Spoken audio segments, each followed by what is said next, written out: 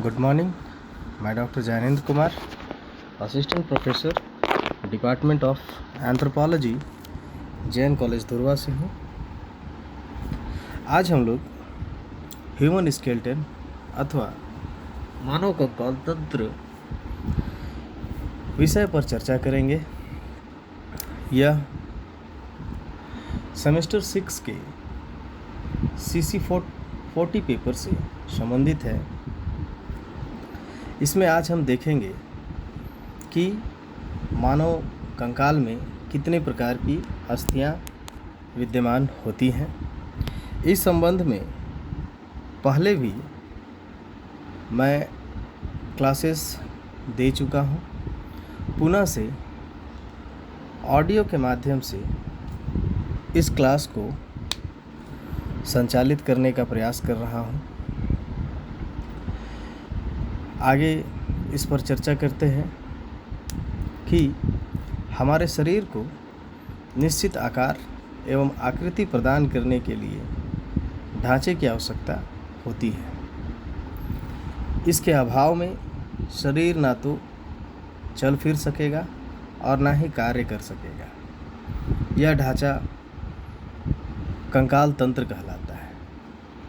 कंकाल तंत्र का निर्माण अस्थियां, उपास्थियां, संधियां आदि मिलकर होती है। अस्थियां उपास्थियों से मिलकर शरीर के ढांचे को कंकाल तंत्र कहते हैं। यह शरीर के निश्चित आकृति एवं आधार प्रदान करता है। शरीर के आंतरिक कोमल अंगों की बाह्य आघातों से अस्थियां रक्षा करता है।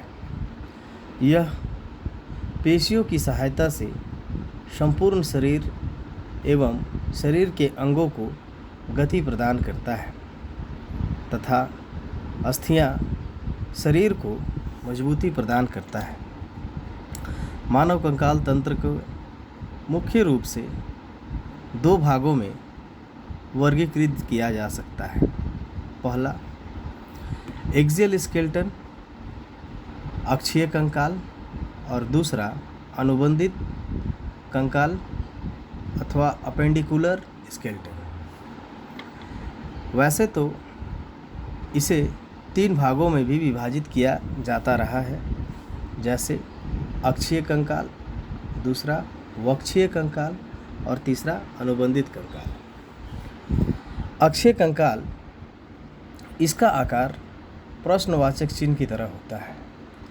इसमें प्रमुख रूप से खोपड़ी की अस्थियां, दांतों सहित ऊपरी एवं निचले जबड़े की अस्थियां एवं अंगूठी के आकार का 33 कशेरुकियाएँ अथवा वर्टिब्रल कॉलम सम्मिलित होती हैं, जिन्हें रीढ़ की हड्डियों का निर्माण होता है।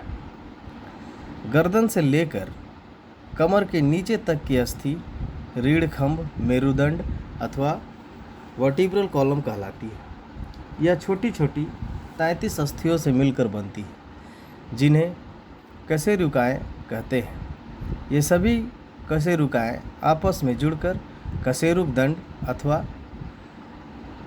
वर्टिब्रल कॉलम का निर्माण करती है, जिसे हम रीढ़ की हड्डी कहते हैं। दूसरा वक्षीय कंकाल, यह 12 जोड़ी हड्डियों की एक टोकरी नुमा संरचना होती है, जिन्हें पसलियाँ कहा जाता है।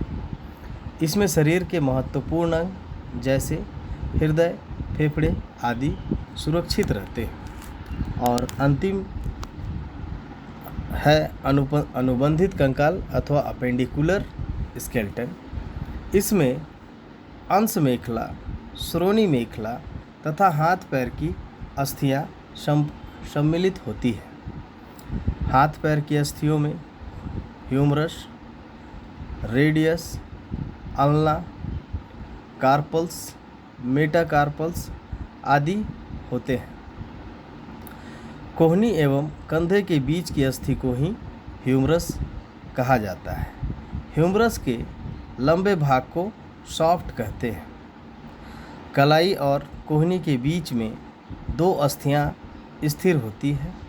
पहली हाथ के बाहर की तरफ और दूसरी हाथ के अंदर की तरफ स्थित होती है, जिसे क्रमशः रेडियस एवं अल्ना कहा जाता है। हथेली में कुल 5 अस्थियां होती है, जिन्हें कार्पल्स और मेटाकार्पल्स कहते हैं। हमारी अंगुलियों एवं अंगूठे में भी अस्थियां होती हैं, जिन्हें क्रमशः अंगुला अस्थियां एवं अंगूठा अस्थियां कहते हैं। प्रत्येक अंगुली में 3 तथा अंगूठे में 2 अस्थियां होते हैं। इसी प्रकार पैरों में फीमर, टिबिया, फिबुला तथा टार्सल पाया जाता है। फीमर कूल्हे और घुटने के बीच की अस्थि को फीमर कहते हैं। यह शरीर की सबसे लंबी एवं मजबूत अस्थि होती है, जिसका निचला सिरा नीचे की अस्थियां एवं ऊपर के सिरे को अस्थि से जुड़ा होता है। इसी प्रकार टिबिया फिबुला घुटने से टखने के बीच 2 अस्थियां होती हैं। टिबिया अंदर की ओर और फिबुला बाहर की ओर स्थित होता है। टखने की अस्थियां टखना कुल 7 अस्थियां से मिलकर बना होता है, जिन्हें गुल्फा अस्थियां अथवा टार्सल्स कहते हैं। ये एड़ी का निर्माण करती है। तलवे, अंगूठों की अस्थियों को मेटाटार्सल कहा जाता है। पैर की प्रत्येक अंगुली में 3 और अंगूठे में 2 अस्थियां होती हैं। कंधे की अस्थि को अंश मेखला, कूल्हे की अस्थि को श्रोणी मेखला, अंश मेखला एवं श्रोणी मेखला से क्रमशः हमारे हाथ एवं पैर की अस्थियां जुड़ी होती है। ये दोनों मेखलाएं कंकाल तंत्र का प्रमुख आधार है। इनके बीच में प्रमुख रूप से संधियां भी होती है अथवा जुड़ाव भी होता है या जुड़ा होता है। कंकाल तंत्र की अस्थियां आपस में जिनके द्वारा जुड़ती है, उन्हें ही संधि या जोड़ कहते हैं। ये मुख्य रूप से 2 प्रकार की होती है, चल संधि और दूसरा अचल संधि। वे संधियां जो अस्थियों को गति प्रदान करने में सहायक है, उसे चल संधि कहते हैं, जैसे घुटना, टखना, कोहनी, गर्दन आदि की जोड़ें। और दूसरा है अचल संधियां। इस प्रकार की संधियां गतिशील नहीं होती हैं। इनका मुख्य कार्य शरीर के कोमल अंगों को सुरक्षा प्रदान करना होता है, जैसे खोपड़ी एवं वक्ष की संधियां। शरीर की प्रमुख चल संधियां हैं। हमारे शरीर में प्रमुख चल संधियां पाई जाती है, जैसे कंदुक खलिका संधि अथवा पाल्विक गाडी और फीमर बोन जहाँ पर जुड़ती हैं, उसे ही कंदुक खलिका संधि कहा जाता है। और दूसरा अंश मेखला में हाथ की हड्डी ह्यूमरस जुड़ती है। अंश मेखला को इंग्लिश में स्कैपुला कहा जाता है। अपनी कोहनी और घुटनी के घुमाने पर पूरे गोल नहीं घूम सकते, बल्कि ये एक दिशा में गति कर सकते हैं। इनकी तुलना में आप अपने घर के दरवाजे में लगे कब्जों से भी कर सकते हैं। इस प्रकार संधि में एक अस्थि का गोल सिरा दूसरी अस्थि के अवतल भाग से जुड़ा होता है, जैसे कोहनी और घुटने की संधि। दूसरा है धुराग संधि। जब हम अपने सिर को घुमाकर देखते हैं तो अनुभव करते हैं कि दाएं बाएं, ऊपर नीचे यह घूम सकती है।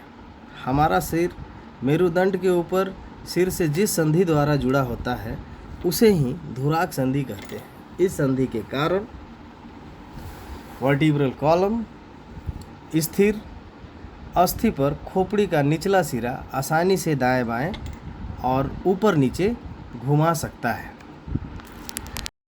इसे हम पुनः से समझने के लिए देख सकते हैं कि मानव शरीर का ढांचा हड्डियों से ही बना होता है। सभी हड्डियां एक दूसरे से जुड़ी रहती हैं। हड्डियों के ऊपर मांसपेशियां होती है, जिनकी सहायता से हड्डियों के जोड़ों को हिलाया डुलाया जाता है। हड्डियां एवं मांसपेशियां शरीर के आंतरिक अंगों की सुरक्षा करती है। मनुष्य के शरीर में कुल 206 हड्डियाँ पाई जाती है। मानव शरीर का ढांचा बनाने वाला अंग को ही कंकाल तंत्र कहते हैं। मानव शरीर छोटी छोटी हड्डियों के समूह का व्यवस्थित रूप होता है जो कि शरीर को एक निश्चित आकार प्रदान करता है। छोटी हड्डियाँ एक दूसरे से जुड़ी होती हैं, इसी कारण से शरीर में लचीलापन होता है। सभी हड्डियाँ कैल्शियम फॉस्फेट से मिलकर बनी होती है।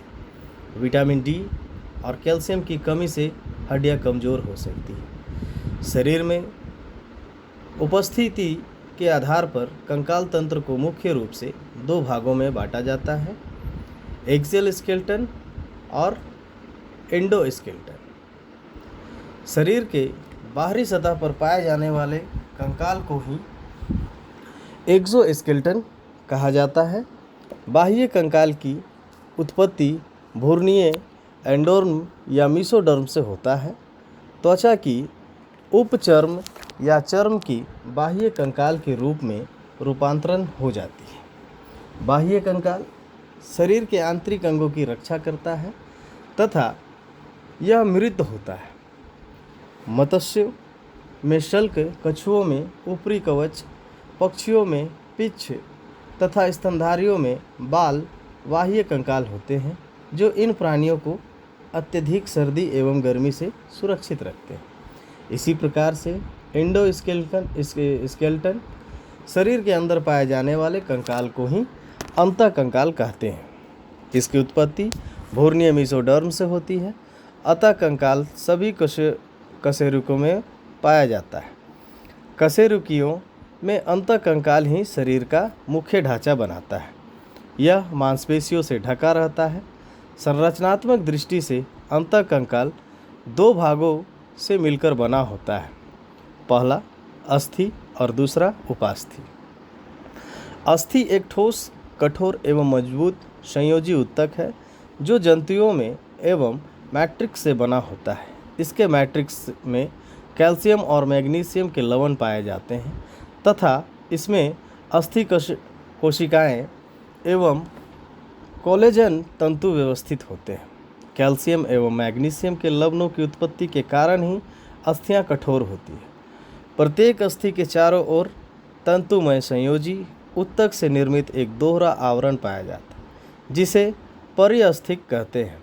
इसी परिअस्थिक के द्वारा लिगामेंटस, ट्रेंट्स तथा दूसरी मांसपेशियां जुड़ी होती है। मोटी एवं लंबी अस्थियों में एक प्रकार की खोखली गुहा पाई जाती है जिसे मज्जा गुहा कहते हैं। मज्जा गुहा में एक प्रकार का तरल पदार्थ पाया जाता है जिसे अस्थि मज्जा कहते हैं। अस्थि मज्जा मध्य में पीली तथा अस्थियों के सिरों पर लाल होती है। इन्हें क्रमशः पीली अस्थि मज्जा तथा लाल अस्थि मज्जा कहते हैं। लाल अस्थि मज्जा लाल रुधिर कणिकाओं का निर्माण करती है जबकि पीली अस्थि मज्जा श्वेत रुधिर कणिकाओं का निर्माण करती है। अस्थि के प्रकार विकास के आधार पर अस्थियां 2 प्रकार की होती है, इन्वेस्टिक बोन और कार्टिलेजियस बोन। इन्वेस्टिक बोन यह अस्थि त्वचा के नीचे संयोजी ऊतक की झिल्लियों से निर्मित होती है। इसे मेम्ब्रेन अस्थि कहते हैं। खोपड़ी की सभी चपटी अस्थियां इन्वेस्टिंग बोन होती है। दूसरा कार्टिलेजियस बोन, यह अस्थि सदैव भ्रूण की उपास्थि को नष्ट करके उन्हीं के स्थानों पर बनती है। इस कारण इन्हें रिप्लेसिंग बोन भी कहा जाता है। कशेरुक दंड तथा पैरों की अस्थियां उपास्थित अस्थियां होती है। अब हम देखेंगे अस्थि के बाद उपास्थि। उपास्थि का निर्माण कंकाली संयोजी ऊतकों से होता है। यह भी एक प्रकार का संयोजी ऊतक होता है। यह अर्धठोस, पारदर्शक एवं लचीली ग्लाइकोप्रोटीन से बने मैट्रिक्स से निर्मित होता है। उपास्थि का मैट्रिक्स थोड़ा कड़ा होता है। इसके मैट्रिक्स के बीच में रिक्त स्थान में छोटी छोटी थैलियाँ होती है जिसे लैकुनी कहते हैं। लैकुनी में एक प्रकार का तरल पदार्थ भरा रहता है। लैकुनी में कुछ जीवित कोशिकाएं भी पाई जाती है जिसे कॉन्ड्रियोसाइट कहते हैं। इसके मैट्रिक्स में इलास्टिन तंतु एवं कोलेजन भी पाए जाते हैं। उपास्थि के चारों ओर एक प्रकार की झिल्ली पाई जाती है जिसे पेरिकोन्ड्रियम कहते हैं। नेक्स्ट क्लास में मानव कंकाल तंत्र की प्रमुख अस्थियों पर विस्तार से चर्चा किया जाएगा। आज के लिए इतना ही करके अंत करता हूँ। धन्यवाद।